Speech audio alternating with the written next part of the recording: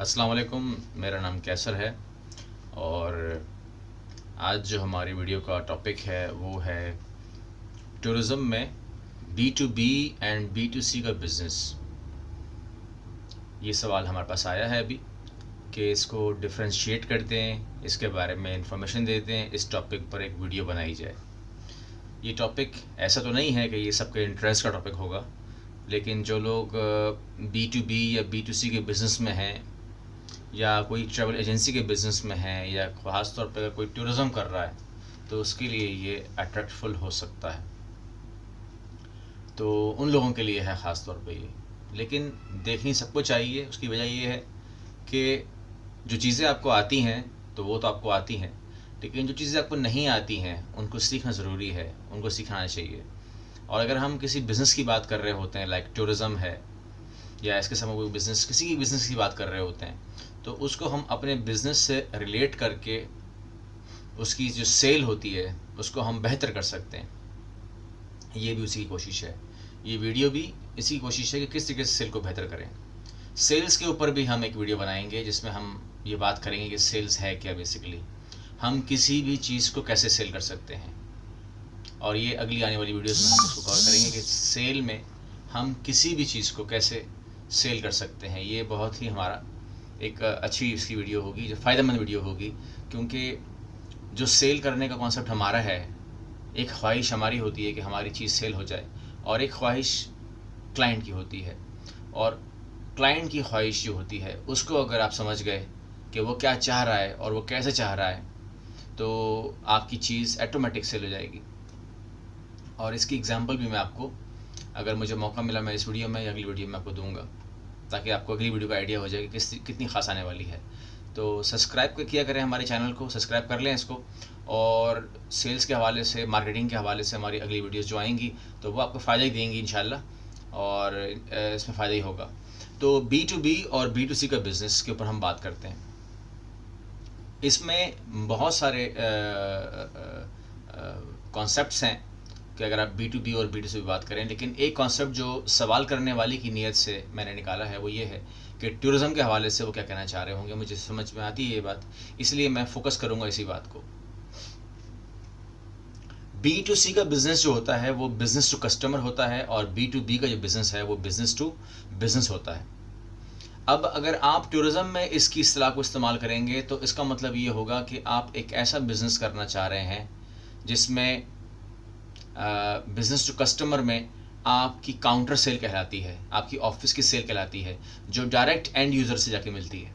यानी कि आप अपनी मार्केटिंग के ज़रिए, अपने फेसबुक के ज़रिए, अपने अखबार के ज़रिए, ये जो भी आपके लिंक्डइन हैं, जो भी आपके टीवी ऐड हैं, जो भी आप ऐड मार्केटिंग कर रहे होते हैं, आपका खिताब जो होता है, आपका जो टारगेट ऑडियंस है वो कस्टमर है, यूज़र, एंड यूज़र जो है वो कस्टमर है, और आपका रिश्ता, आपका वास्ता उससे होता है। और जो बी टू बी है उसका जो एंड यूज़र है, उसका जो कस्टमर है, उसका एंड यूज़र से काम नहीं होता। उसका जो कस्टमर है वो एक एक एक वेंडर, एक वेंडर है, वो एक ट्रैवल एजेंट उसका कस्टमर हो सकता है। अगर हम अपनी ज़बान में बात करें तो हमारा जो बी टू बी का जो टूरिज़्म डिपार्टमेंट होगा वो ट्रैवल एजेंसीज को ही देखेगा, उसका कस्टमर ट्रैवल एजेंट है। अब एग्जाम्पल से इसको समझेंगे तो आसान हो जाएगा। अगर आपने टूरिज़्म में बी टू बी करना है तो सबसे पहले तो आपको अपनी जो टूरिज़्म की जो आपकी जो इन्वेंट्री है, आपकी जो आपके पास जो प्रोडक्ट है वो स्ट्रॉन्ग होनी चाहिए। वो कैसे स्ट्रॉन्ग होगी कि आपके पास ऑफलाइन वेंडर्स और ऑनलाइन वेंडर्स दोनों मौजूद हों, यानी कि आपकी बहुत सारे मुल्कों में आपके वेंडर्स मौजूद हों। और अब ये भी सवाल आप कर सकते हैं कि हम बहुत सारे मुल्कों में अथेंटिक वेंडर्स कैसे बनाएं। बिल्कुल सही है, ये सवाल भी अथेंटिक है। इसका हल हमें दिया गया है कि फॉर एग्ज़ाम्पल जो लोग चाहते हैं कि उनकी मीटिंग्स उनकी अरेंज हों और एक ही फ्लोर के नीचे वो बहुत सारे ऑफलाइन वेंडर से मिल जाएं, तो हमारे लिए उसका सबसे बड़ी अपॉर्चुनिटी तो ATM में आती है, जब हम अप्रैल के एंड में आते हैं दुबई में। और नंबर 2 पे हमारे पास होता है नवंबर के महीने में, जहां हम लंदन जाते हैं वर्ल्ड ट्रैवल मार्ट में।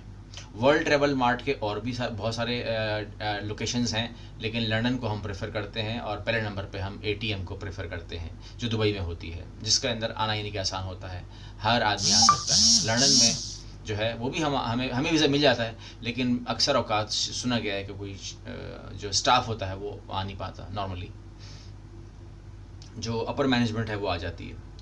अब इसमें यह है कि आपको अगर आप ATM की मिसाल लेते हैं तो आप ATM में जाकर आप उसको ये कर सकते हैं कि आप वहाँ जाकर आप बहुत सारे जो ऑफलाइन वेंडर्स होते हैं उनसे आप अपनी मीटिंग करते हैं, मीटिंग अरेंज करते हैं, फिर आपके साथ सेटलमेंट करते हैं कि आप किस तरीके से उनके साथ काम करेंगे। बाय ईमेल आप क्यूरीज लेते हैं और वो क्यूरी जो है वो आप अपने क्लाइंट को देते हैं और वो क्लाइंट जो है वो उसको फिर आपको रिस्पॉन्स करता है कि क्लाइंट ने उनके क्लाइंट ने क्या बताया, एंड यूज़र ने क्या बताया। ऑनलाइन वेंडर्स आपके पास होने चाहिए, उसके अंदर बहुत बड़े बड़े नाम हैं, अभी हम नाम नहीं लेते उनके, बहुत बड़े बड़े नाम हैं जो आपके पास अवेलेबल हैं, जो आपके पास आते भी हैं, उनसे आप बात करके रखें।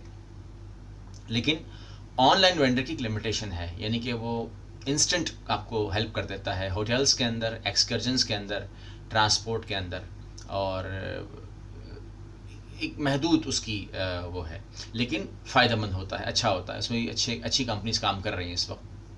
लेकिन जो ऑफलाइन वेंडर होता है उससे हम तब इस्तेमाल करते हैं कि जब नॉर्मली हमारे पास क्यूरी या तो ग्रुप क्यूरी हो या तो ऐसी क्यूरी हो जिसमें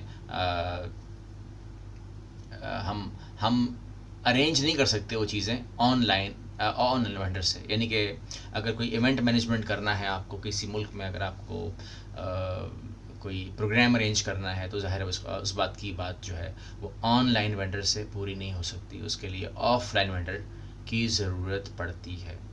तो ऑनलाइन वेंडर और ऑफलाइन वेंडर आपके साथ हैं। अब आपने B2B में कैसे काम करना है। सबसे पहले तो आप जिस भी शहर में हैं आप उस शहर के ट्रैवल एजेंट्स का डेटा कलेक्ट करें अपने पास।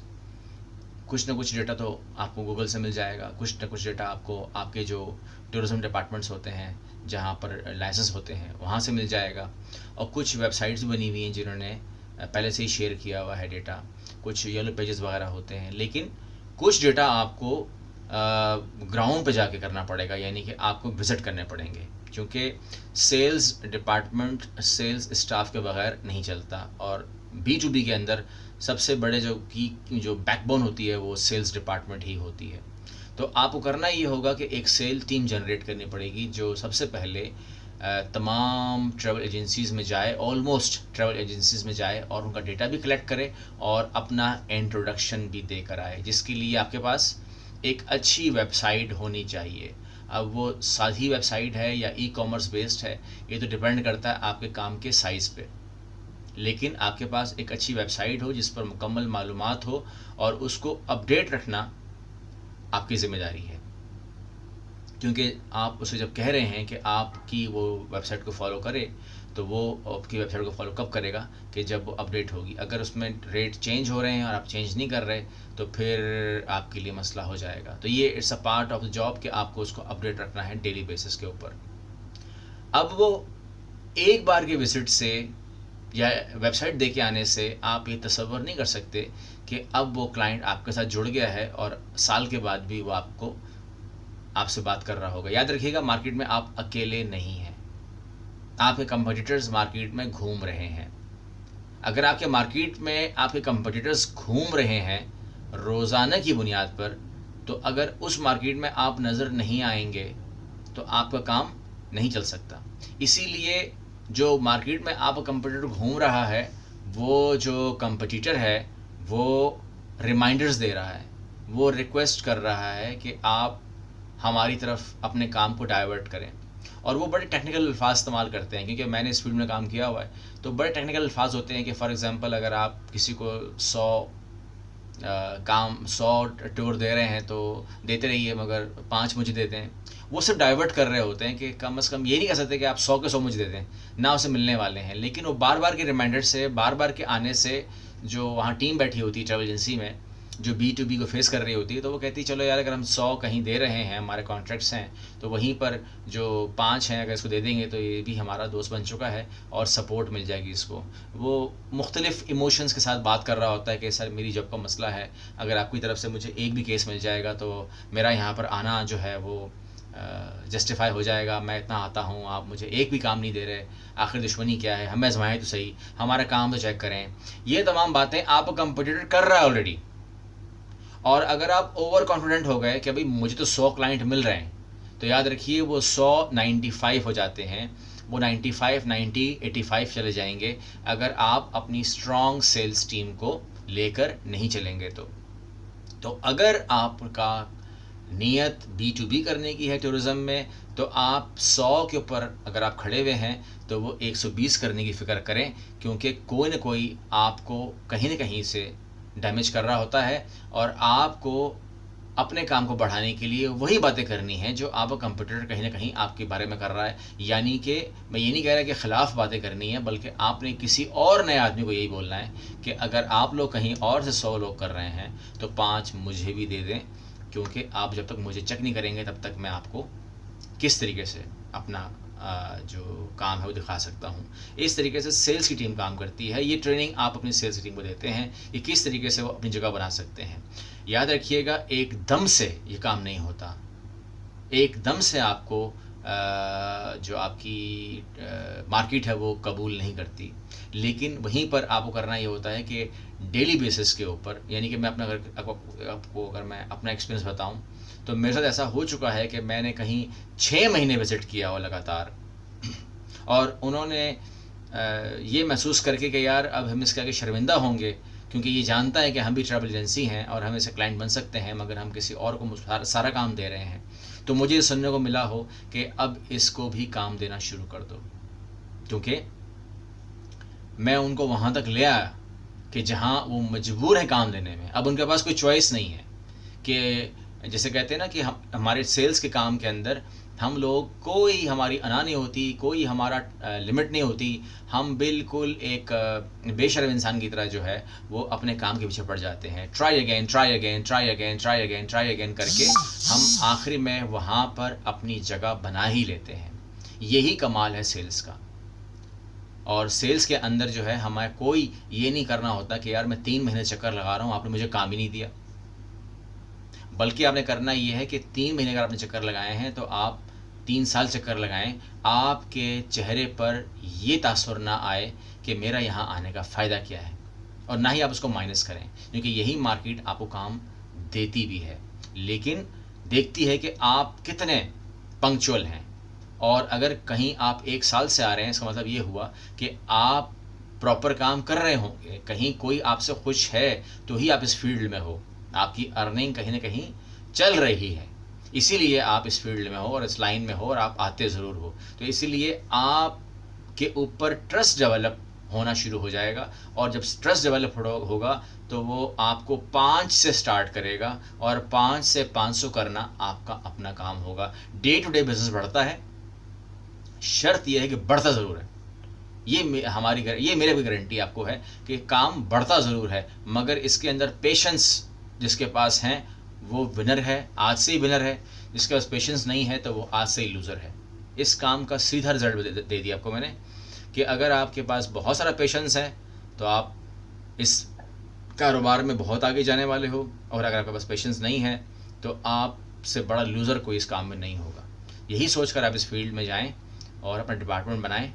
और इस बारे में अगर कोई एक्स्ट्रा आपको कोई बात करनी हो, तफसील करनी हो, तो मुझसे आप कर सकते हैं। मैं अपना व्हाट्सअप नंबर छोड़ जाऊंगा डिस्क्रिप्शन में, आप मुझसे बात कर सकते हैं इस हवाले से, और इंशाल्लाह मैं ट्राई करूंगा कि मैं आपको उसका बेहतर जवाब ही दूं और आपको जितना फ़ायदा मेरी ज़ात से हो इंशाल्लाह I will try my best कि मैं आपको दे सकूं इंशाल्लाह। अस्सलाम वालेकुम व रहमतुल्लाहि व बरकातुहू।